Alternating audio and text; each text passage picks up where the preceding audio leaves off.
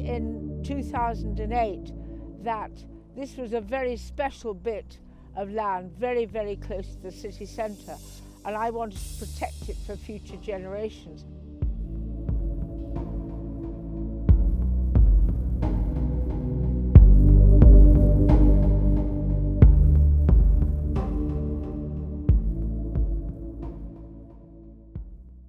It has been proven that small-scale organic farming is the only way that we are going to mitigate this climate issue that we have at the moment.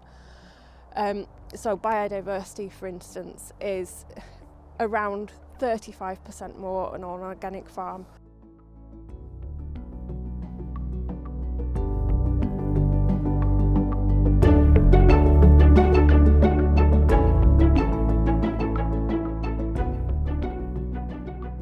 If we go back 5 years, there were literally 500 less houses over there and 300 less houses over there. So you've suddenly gone, it looks like it always was, but you've gone from a very different type of environment to being actually constrained by and surrounded by housing.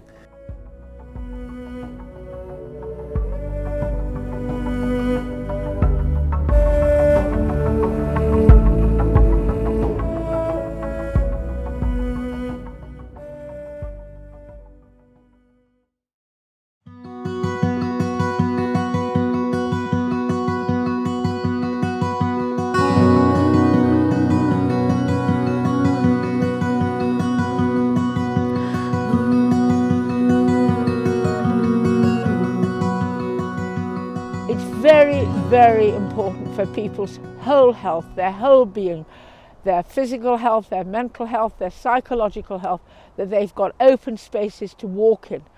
And during lockdown, we had no idea in 2008 now that we were going to be faced with lockdown. Thousands and thousands of people have walked this land. Cumbria Wildlife Trust have put in permissive paths, one of which I'm standing on at the moment. And this has enabled people to walk from their homes, have a walk and be outside.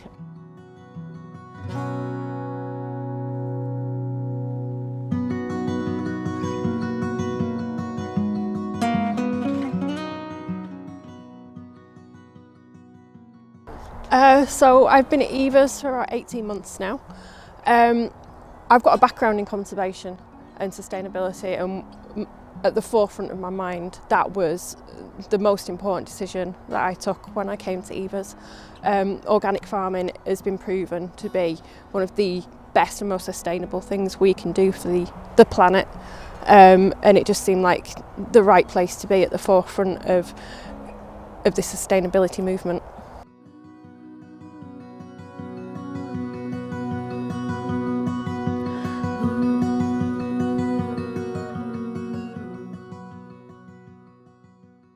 Particularly important, we can see their footprints around here because they're large footprints and they increase the surface area so that the seeds can settle in them and we get more wildflowers and biodiversity.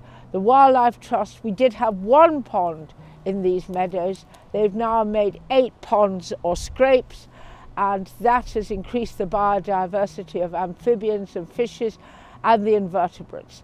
We've got to look after the invertebrates because that's the only way that we're all going to survive.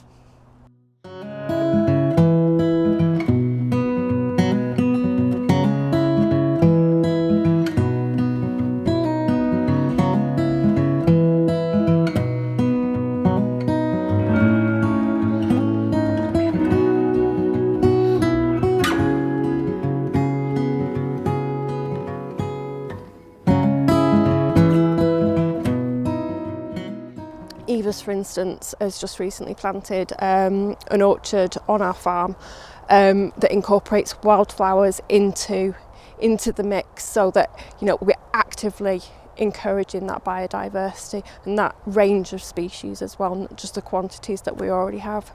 I don't know if you've heard, there's a national scheme that's encouraging something called parklets, so really small, easy accessible areas of green space in urban environments that could really encourage the wildlife to move around.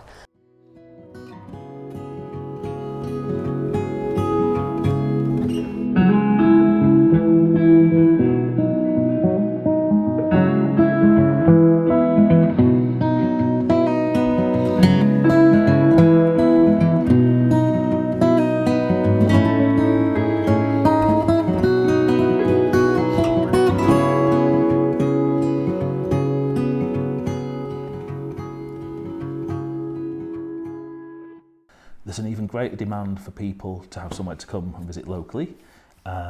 We might find more volunteers helping us with our nursery. So we would never have wanted to be barricaded in. We've actually become hemmed in a way, but it has brought people closer to us, and maybe that's not a bad thing. It's actually essential that people have room to move, room to breathe, space to visit, accessible places to visit, and that it's not based on a level of knowledge or a level of ability. I love the fact that we're on a bus route and a bike path and a footpath route, because so much is now determined by access to cars, for example. And yet we'll see children visit on their bikes, and we'll see people visit with their pets. And that's as important as anything else that goes on here.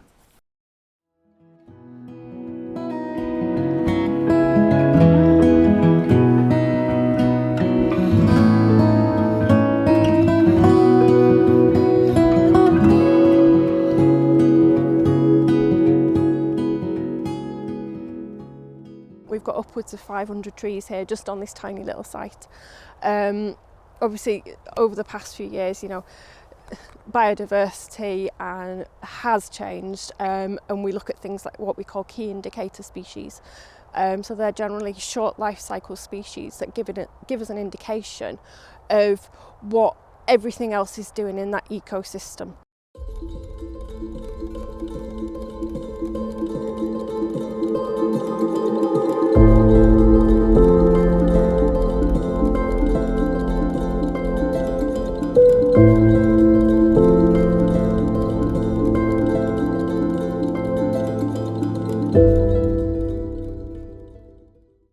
It's very, very important that our cities, urban spaces like Carlisle have green lungs.